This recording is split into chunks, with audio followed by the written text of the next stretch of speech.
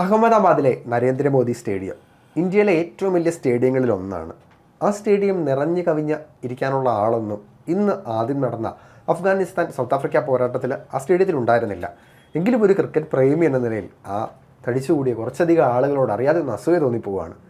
T20 ലോകകപ്പ് ചരിത്രത്തിലെ ഏറ്റവും മനോഹരമായ ഒരു മത്സരത്തിനാണ് ആ കുറച്ചധികം ആളുകൾ സാക്ഷ്യം വഹിച്ചത് എന്ന് തോന്നിയിട്ടുണ്ട്. അഫ്ഗാനിസ്ഥാൻ സൗത്ത് ആഫ്രിക്ക പോരാട്ടം നടക്കുന്നു. പോരാട്ടം എല്ലാത്തിനും തൊട്ട് മുമ്പ് സൗത്ത് ആഫ്രിക്ക റെഡ് ഹോട്ട് ഫോമിൽ തന്നെയാണ് ഈ ലോകകപ്പിലേക്ക് വന്നത്. ഇന്ത്യ കഴിഞ്ഞാൽ ഏറ്റവും അധികം സാധ്യത കൽപ്പിക്കപ്പെടുന്ന ഒരു ടീമാണ് സൗത്ത് ആഫ്രിക്ക. ആ കാര്യത്തിൽ ഒരു സംശയവുമില്ല. അഫ്ഗാനിസ്ഥാനിലേക്ക് വന്നാൽ അഫ്ഗാനിസ്ഥാൻ അത്ര മികച്ച ഫോമിലല്ല ഈ ലോകകപ്പ് ടൂർണമെൻറ്റിൽ.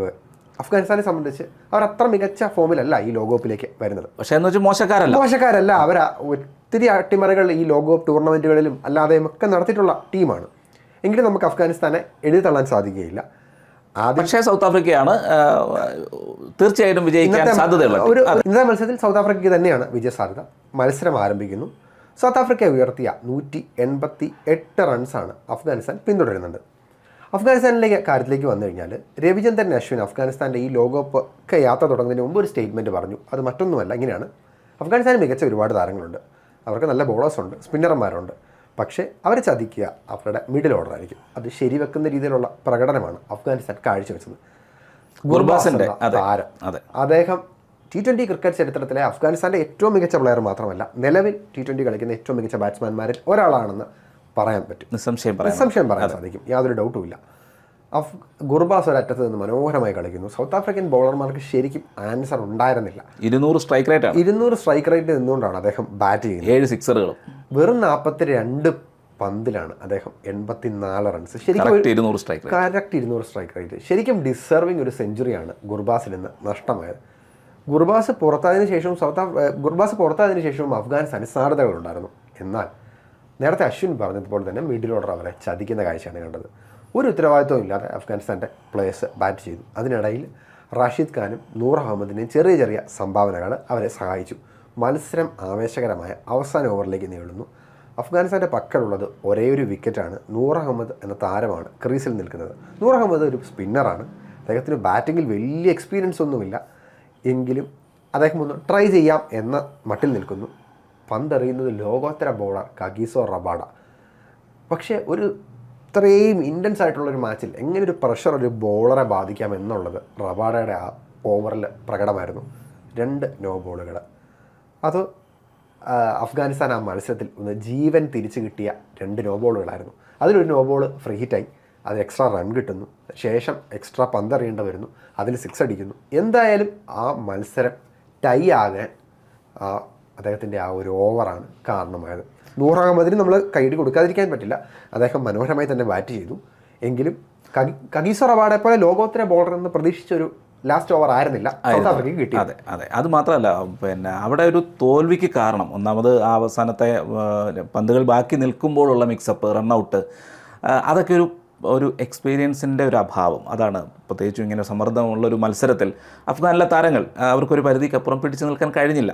അവിടെ സാധാരണ ഈ സൗത്ത് ആഫ്രിക്കയാണ് ഏത് സമയത്തും ഇങ്ങനെയുള്ള കലമുടക്കുന്നത് എവിടെയും. അതായത് ഇപ്പോഴും നേരത്തെ ഒരു ഇതിൽ നമ്മൾ പറഞ്ഞത് അതെ, ആ ഗിബ്സിന് ക്യാച്ച് കൊടുത്തു. അത് കഴിഞ്ഞിട്ട് ആ ഒരു ക്ലൂസ്നറുടെ ആ ബാറ്റിംഗ് നേരിട്ട് കണ്ട ഓർമ്മ എനിക്കുണ്ട്. അത് വെടിച്ചില് പോലാണ് പന്ത് ബൗണ്ടറിയിലേക്ക് പോയത്. 2 ഡാമിൻ ഫ്ലമിംഗ് കരയുന്ന അവസ്ഥയിലായിരുന്നു. അതുപോലെ 2024 T20 ലോകകപ്പ് ഫൈനൽ അതെ തൊട്ടടുത്ത് നിന്നിട്ട് അവരെ നഷ്ടപ്പെടുത്തി. അതെ, സാധാരണ സൗത്ത് ആഫ്രിക്കയാണ് ഇത് പറ്റുന്നത്. ഇക്കുറി നേരെ തിരിച്ചായി പോയി അഫ്ഗാനെ പറ്റി. പക്ഷേ അതിനുശേഷം സൂപ്പർ ഓവറുകളിലേക്ക് പോവുകയാണ്. സൂപ്പർ ഓവറുകൾ എന്ന് പറയേണ്ട അവസ്ഥയായി. കാര്യം 2 സൂപ്പർ ഓവർ. അതെ. ആദ്യം ബാറ്റ് ചെയ്യുന്നത് അഫ്ഗാനിസ്ഥാനാണ്. അഫ്ഗാനിസ്ഥാൻ 17 റൺസ് നേടിയ ബോളർ എങ്കിഡിയാണ്. ആദ്യത്തെ മത്സരത്തിൽ പ്ലെയർ ഓഫ് ദി മാച്ച് കിട്ടിയ താരമാണ്. ഇന്നത്തെ മത്സരത്തിൽ അദ്ദേഹം മനോഹരമായ പന്ത് എറിഞ്ഞു. ആദ്യത്തെ ഒരു ഓവറിൽ 13 റൺസ് വിട്ടുകൊടുത്തു. തുടർച്ചയായിട്ടുള്ള അടുത്ത 3 ഓവറിൽ 10 റൺസ് മാത്രമാണ് കൊടുത്തത്. 4 ഓവറിൽ 23 റൺസ് വഴങ്ങി 3 വിക്കറ്റ്. മനോഹരമായ പ്രകടനം. ഇന്നും പ്ലെയർ ഓഫ് ദ മാച്ച് അല്ലേ? ഇന്നും പ്ലെയർ ഓഫ് ദ മാച്ച്. അദ്ദേഹം സൂപ്പർ ഓവറിൽ 17 റൺസാണ് വഴങ്ങുന്നത്. സൗത്ത് ആഫ്രിക്കയ്ക്ക് വേണ്ടി ബാറ്റ്സ്മാൻമാർ ഇറങ്ങുന്നു. നേരത്തെ സൂപ്പർ ഓവറിൽ അഫ്ഗാനിസ്ഥാന് വേണ്ടി മനോഹരമായി ബാറ്റ് ചെയ്ത അസ്മത്തുള്ള ഒമർസായി എന്ന അവരുടെ ബോളർ പന്തെടുക്കുന്നു. സൂപ്പർ ഓവർ നീണ്ടുപോകുന്നു. നമ്മൾ വീണ്ടും ഒരു ഘട്ടത്തിൽ സൗത്ത് ആഫ്രിക്ക പടിക്കൽ കല മുടക്കുമോ എന്ന് ചിന്തിച്ചു. അവസാനം ഒരു പന്തിൽ ജയിക്കാൻ വേണ്ടത് 7 റൺസ്. അവിടെ ട്രിസ്റ്റൻ സ്റ്റബ്സ് എന്ന താരം. അതെ, ഫുൾ ടോസ് ആയിരുന്നു. അദ്ദേഹം ഒരു സൗത്ത് ആഫ്രിക്കക്കാരനാണോ എന്ന് നമ്മൾ സംശയിക്കുന്ന രീതിയിൽ ഒരു സമ്മർദ്ദവും ഇല്ലാതെ അദ്ദേഹം അത് 6 ലോങ് ഓഫിലേക്ക് 6 അടിച്ചു. അടുത്ത സൂപ്പർ ഓവർ. നമ്മൾ പണ്ട് IPL മുംബൈ ഇന്ത്യൻസും പഞ്ചാബ് കിങ്സും ഏറ്റുമുട്ടിയ ഒരു മത്സരത്തിൽ ഇത്തരത്തിൽ 2 സൂപ്പർ ഓവർ കണ്ടിട്ടുണ്ട്. ക്രിക്കറ്റ് പ്രേമികളുടെ മനസ്സിൽ അതുണ്ടാവും. രണ്ടാമത്തെ സൂപ്പർ ഓവറിലേക്ക് കിടക്കുന്നു. ആദ്യം ബാറ്റ് ചെയ്യുന്ന സൗത്ത് ആഫ്രിക്ക. ഓവറിൽ 23 റൺസ്. ഡേവിഡ് മില്ലർ എന്ന ഏറ്റവും എക്സ്പീരിയൻസ്ഡ് ആയിട്ടുള്ള ബാറ്റ്സ്മാൻ അദ്ദേഹത്തിൻ്റെ ഫുൾ എക്സ്പീരിയൻസും കാണിച്ചു മനോഹരമായ രീതിയിൽ ബാറ്റ് ചെയ്യുന്നു. നേരത്തെ ബോൾ ചെയ്ത അതേ അസ്മത്തുള്ള ഒമർ സായി തന്നെയാണ് വീണ്ടും അഫ്ഗാനിസ്ഥാനു വേണ്ടി പന്ത് എറിയാൻ വരുന്നത്.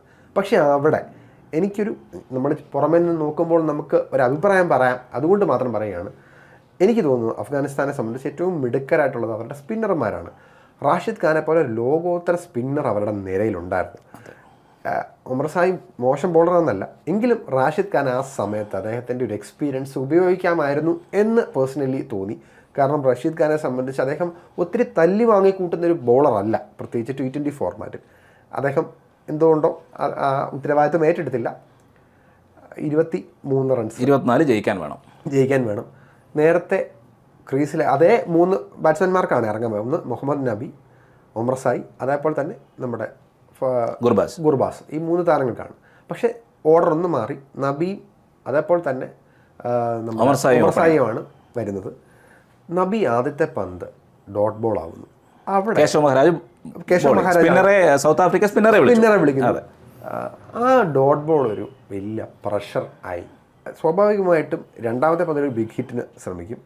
വിചാരിച്ചതുപോലെ തന്നെ നബിയുടെ വിക്കറ്റ് പോകുന്നു. ശേഷം അതിലൊരു കാര്യം എന്ന് വെച്ചാൽ ആ ഒരു പന്തിനെ അങ്ങനെ അല്ലാതെ കളിക്കാൻ ആർക്കും പറ്റില്ല, അതല്ലാതെ പറ്റില്ല. പക്ഷെ അതിൻ്റെ ഒരു ഇതെന്ന് വെച്ചാൽ അങ്ങനെ കളിക്കുമ്പോൾ കുറച്ചൊന്ന് ഉയർന്നു പോവുകയോ ഒക്കെ ചെയ്താൽ കുഴപ്പമില്ല. പക്ഷേ ഇത് നേരെ ഫീൽഡറുടെ കൈകളിലേക്ക് പോവുകയായിരുന്നു.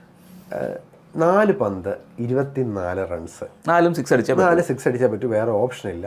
അല്ലെങ്കിൽ പിന്നെ ഇത് വേണം, നോ ബോൾ, നേരത്തെ പോലത്തെ എന്തെങ്കിലും. അതുകൊണ്ട് തന്നെ ആയിരിക്കും ഒരുപക്ഷെ സ്പിന്നറെ അവർ, കാരണം അവരുടെ ഏറ്റവും പ്രധാനപ്പെട്ട ബോളർമാർ ഒരുപക്ഷെ സമ്മർദ്ദത്തിൽ ആകും എന്ന് തോന്നിയതുകൊണ്ടാവും.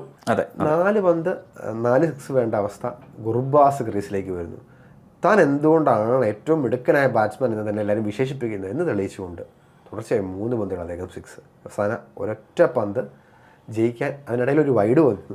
അല്ല, അവിടെ ഒരു മൂന്നാമത്തെ സൂപ്പർ ഓവറിലേക്ക് പോയാൽ നമ്മൾ ഒരു പക്ഷേ നമ്മളൊന്ന് ചിന്തിച്ചു 3ാം സൂപ്പർ ഓവറിന് സാധ്യതയുണ്ടോ.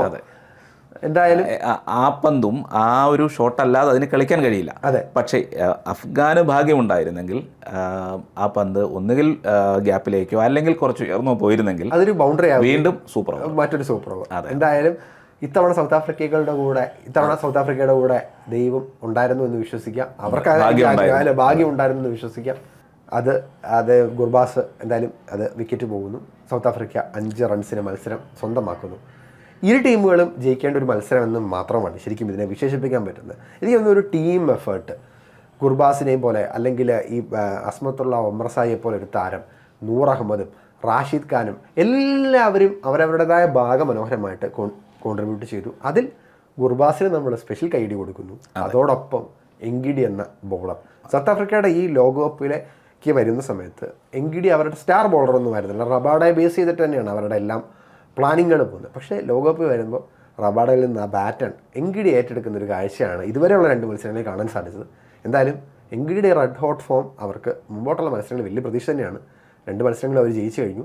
ഇനി ന്യൂസിലൻഡിനെതിരെയുള്ള പോരാട്ടമാണ് അവരെ കാത്തിരിക്കുന്നത്. അത് സ്വാഭാവികമായിട്ടും ജയമോ തോൽവി ആയാൽ പോലും അവർക്ക് അടുത്ത റൗണ്ടിലേക്ക് കടക്കാൻ സാധിക്കും. കാരണം അഫ്ഗാനിസ്ഥാനെ തോൽപ്പിച്ചു. മറ്റ് ടീമുകളൊന്നും അത്ര ശക്തരല്ല. എങ്കിലും നമുക്കാരെയും ശക്തരെന്നും അശക്തരെന്നും ഒന്നും വിളിക്കാൻ പറ്റാത്തൊരു ലോകകപ്പാണ്. എല്ലാവരും അടിപൊളിയായിട്ട് കളിക്കുന്നു. നാളെ നമ്മളെ കാത്തിരിപ്പുണ്ടൊരു വലിയ പോരാട്ടം. നമ്മളെ സംബന്ധിച്ച് അത് വലിയ പോരാട്ടം തന്നെയാണ്. കാരണം ഇന്ത്യ ഈ ലോകകപ്പിൽ ആ റൗണ്ടിൽ 1ാം സ്ഥാനത്ത് തന്നെ ഗ്രൂപ്പ് പോരാട്ടം അവസാനിപ്പിക്കണമെന്നാണ് നമ്മൾ ആഗ്രഹിക്കുന്നത്. എന്നാലേ ഉള്ളൂ അടുത്ത ഗ്രൂപ്പുകളിൽ നമുക്ക് ഓപ്പണൻസിനെയൊക്കെ തീരുമാനിക്കുന്നതൊക്കെ അതിൻ്റെ അടിസ്ഥാനത്തിലാണ്. സ്വാഭാവികമായിട്ടും നമുക്ക് ആ മത്സരത്തിൽ ജയിച്ചേ പറ്റൂ. സഞ്ജു സാംസൺ കളിക്കാൻ സാധ്യതയുണ്ടെന്ന് കേൾക്കുന്നു. സഞ്ജുവിന് കളിക്കാനും അദ്ദേഹത്തിന് നല്ല സ്കോർ നേടാനും ഒക്കെ സാധിക്കട്ടെ. അതിനിടയിൽ പരിക്കിൻ്റെ ചില വാർത്തകളൊക്കെ ഇന്ത്യൻ ടീമിനെ വരുന്നുണ്ട്. പക്ഷേ നമ്മളെ ഈ ദിവസങ്ങളെല്ലാം വീഡിയോ പറഞ്ഞ പോലെ പാകിസ്ഥാനെതിരെയുള്ള പോരാട്ടം, അതിന് നമ്മുടെ എല്ലാ പ്ലേയേഴ്സും പൂർണ്ണമായിട്ടും അതെ സജ്ജരാവട്ടെ. അത് മാത്രമല്ല ഈ നമ്മൾ പറഞ്ഞു പോകുമ്പോൾ സൗത്ത് ആഫ്രിക്കയുടെ റിക്കിൾട്ടണിനെ നമ്മൾ മറക്കരുത്. മനോഹരമായ ബാറ്റിംഗ്. അതെ അതെ, സ്ഫോടനാത്മകമായ ബാറ്റിംഗ്. അതായത് ഒരു രക്ഷയില്ലാത്ത ബാറ്റിംഗ്. 28 പന്തിൽ 61 റൺസ്, 22 പന്തിൽ 28 പന്തിൽ 61, 200 മുകളിൽ സ്ട്രൈക്ക് റേറ്റ്. അത് മാത്രമല്ല, ഇതിപ്പോൾ ഈ പറയുന്ന ആളുകൾ ഇങ്ങനെയുള്ള ബാറ്റർമാരൊക്കെ ഫോമിലായാൽ ഭാവിയിൽ നമ്മളെ സംബന്ധിച്ചിടത്തോളം ഇന്ത്യയെ ഇവർ നേരിടുമ്പോഴുള്ള ഇതാണല്ലോ നമ്മൾ ആലോചിക്കുന്നത്. അപ്പോൾ റിക്കിൾട്ടൺ അങ്ങനെ ഫോമിലാകുന്നു, മില്ലറുണ്ട്, ഡീകോക്ക് ഉണ്ട്, എയ്ഡൻ മാക്രമാണ് ക്യാപ്റ്റൻ, അദ്ദേഹമുണ്ട്. അപ്പോൾ ആദ്യ മത്സരം നന്നായിട്ട് കളിച്ചു. അതെ, കളിക്കുകയും ചെയ്തു. അപ്പോൾ നമ്മളെപ്പോഴും നോക്കുന്നത് ഇന്ത്യക്കെതിരെ വരുമ്പോൾ ഇവരെങ്ങനെയായിരിക്കും എന്നുള്ള ഇവരുടെ ഫോമൊക്കെ ഒരു പ്രധാന ഘടകമാണല്ലോ. മാത്രമല്ല ഒരു കടം ബാക്കിയുണ്ടവർക്ക് കഴിഞ്ഞ തീർച്ചയായിട്ടും. അപ്പോൾ അതുണ്ട്. പിന്നെ പൊതുവെ ഇപ്പോൾ നിൽക്കുന്ന അവസ്ഥ എന്താണ്, നിലവിലത്തെ സ്ഥിതി എന്താണ്, എങ്ങനെയാണ് ഇപ്പോഴത്തെ ഗ്രൂപ്പുകളുടെ സ്ഥിതി? നിലവിലെ ഗ്രൂപ്പുകൾ നമ്മൾ വിചാരിച്ചതുപോലെ തന്നെ ടോപ്പ് ടീംസ് ആദ്യ സ്ഥാനങ്ങളിൽ തന്നെ മുമ്പോട്ട് പോകുന്നുണ്ട്. ഓസ്ട്രേലിയ അവരുടെ ആദ്യ മത്സരം ഇന്ന് അയർലൻഡിനെതിരെ കളിച്ചതേ ഉള്ളൂ. ഇംഗ്ലണ്ട് വെസ്റ്റ് ഇൻഡീസ് മത്സരം നടക്കുകയാണ്. അത് ആ ഗ്രൂപ്പിലെ വൺ ഓഫ് ദി ബെസ്റ്റ് മത്സരമാകാൻ സാധ്യതയുണ്ട്. വെസ്റ്റ് ഇൻഡീസ് നല്ലൊരു സ്കോർ പടുത്തുകൊടുത്തിട്ടുണ്ട്. എന്തായാലും ഇതുവരെ ഉള്ളത് വലിയ അട്ടിമറികളൊന്നും നമ്മൾ കണ്ടിട്ടില്ല. മുമ്പോട്ട് ഇനി മത്സരങ്ങളെ അപ്പോൾ സ്വാഭാവികമായിട്ടും മെയിൻ രാജ്യങ്ങളെല്ലാം ഓസ്ട്രേലിയയും ഇന്ത്യയും ന്യൂസിലാൻഡും പാകിസ്ഥാനും എല്ലാ ടീമുകളും ഇതുവരെ അവരുടെ അടുത്ത റൗണ്ടിലേക്ക് മാർച്ച് ചെയ്യാൻ സാധ്യതയുണ്ട്. അസോസിയേറ്റ് രാജ്യങ്ങൾ മിക്ക എണ്ണം പുറത്താവുമെന്നാണോ പറയുന്നത്? ഇതുവരെ സ്ഥിതി അനുസരിച്ച് അതാണ് സംഭവിക്കാൻ സാധ്യത. ആ ഗ്രൂപ്പിൽ അത്ഭുതങ്ങൾ സംഭവിക്കണം. സൗത്ത് ആഫ്രിക്ക, ന്യൂസിലൻഡോ അസോസിയേറ്റ് രാജ്യങ്ങൾ ആരോടെങ്കിലും തോൽക്കുകയും അഫ്ഗാനിസ്ഥാൻ ബാക്കിയുള്ള മത്സരങ്ങളൊക്കെ ജയിക്കുകയൊക്കെ ചെയ്താലേ ഉള്ളൂ. അത് നിലവിൽ സാധ്യത കുറവാണ്. രണ്ട് ടീം ആണല്ലോ ആ ഗ്രൂപ്പ്. ഭയങ്കര അതാണ് മരണ ഗ്രൂപ്പ് എന്ന് തോന്നുന്നു. ന്യൂസിലൻഡ് ഉണ്ട്, സൗത്ത് ആഫ്രിക്ക ഉണ്ട്, അഫ്ഗാനിസ്ഥാനുണ്ട്. അഫ്ഗാനിസ്ഥാൻ ആണെങ്കിൽ കഷ്ടകാലത്തിന് ഈ 2 ടീമുകളോടാണ് ആദ്യത്തെ മത്സരം. അത് തോൽക്കുകയും ചെയ്തു. എങ്കിലും നമ്മൾ പക്ഷേ ഒരു കാര്യം പറയാതിരിക്കാൻ പറ്റില്ല. അസോസിയേറ്റ് രാജ്യങ്ങളെ കുറിച്ച് ആകാശ് ചോപ്ര പറഞ്ഞൊരു സ്റ്റേറ്റ്മെൻറ്റോട് നമുക്ക് ഈ വീഡിയോ അവസാനിപ്പിക്കാം. നിങ്ങൾ കഴിഞ്ഞ ദിവസം അസോസിയേറ്റ് രാജ്യങ്ങളുടെ മത്സരങ്ങൾ കണ്ട് എല്ലാവർക്കും വലിയ സന്തോഷമായി. പക്ഷേ ഇതൊരു കല്യാണ വിരുന്നൊന്നുമല്ല. നിങ്ങൾ കല്യാണമൊക്കെ ഒരു വിരുന്ന് കൂടി, ആ വിരുന്ന് കഴിഞ്ഞ് ആഘോഷമായിട്ട് തിരിച്ചു പോയി, ആ കൊള്ളാമായിരുന്നു എന്ന് പറയുന്നതിൽ നിന്ന് ഒതുക്കരുത്. അവരെ ഇടയ്ക്ക് അസോസിയേറ്റ് രാജ്യങ്ങളെ, വലിയ വലിയ രാജ്യങ്ങൾ പരമ്പരകൾക്ക് ക്ഷണിക്കണം. എന്നാൽ മാത്രമേ ഈ ഒരു കൺസിസ്റ്റൻസി തുടരാനും മികവ് കാണിക്കാനും ഒക്കെ അവർക്കും അവസരം ഉണ്ടാകും. ശരിക്കും ഒരു ശരിയായ സ്റ്റേറ്റ്മെൻറ്റ് തന്നെയാണ്. നമ്മളെപ്പോഴും ഒരു ഇന്ത്യ സൗത്ത് ആഫ്രിക്ക സീരീസ് അല്ലെങ്കിൽ ഇന്ത്യ ഓസ്ട്രേലിയ സീരീസ് നമ്മൾ ആരും ഒരുപാട് തോൽക്കുകയാണെങ്കിൽ സിംബാബ്വെ ആരെങ്കിലും വിളിക്കുന്നുള്ളൂ. അത് നമുക്ക് എന്തായാലും ഇതുവരെ ആ അവസ്ഥ അങ്ങനെ നേരത്തെ അങ്ങനെ ഉണ്ടായിരുന്നു. പക്ഷേ എന്തായാലും അസോസിയേറ്റ് രാജ്യങ്ങൾക്കും ഇതുപോലത്തുള്ള അവസരങ്ങളൊക്കെ കിട്ടണം എന്നുള്ളതാണ്. അത് മാത്രമല്ല, ഫുട്ബോളാണ് ലോകത്ത് ഏറ്റവും കൂടുതൽ രാജ്യങ്ങൾ കളിക്കുന്നത് എന്നുള്ള ക്രിക്കറ്റ് പ്രേമികൾക്കെതിരെയുള്ള ഫുട്ബോൾ പ്രേമികളുടെ ഒരു ഇതും മാറണമെന്നുണ്ടെങ്കിൽ അതെ അത് മാറണമെന്നുണ്ടെങ്കിൽ ഈ അസോസിയേറ്റ് രാജ്യങ്ങൾ കൂടുതൽ നല്ല കളികൾ കളിച്ച് കൂടുതൽ ഉയർന്നു വരികയും ഇങ്ങനെയുള്ള ടൂർണമെൻറ്റുകൾ നടക്കുകയും ചെയ്യേണ്ടത് ആവശ്യമാണ്. എന്തായാലും നമുക്ക് അടുത്ത കളികളിൽ ബാക്കി കൂടുതൽ വീഡിയോയും വരാം.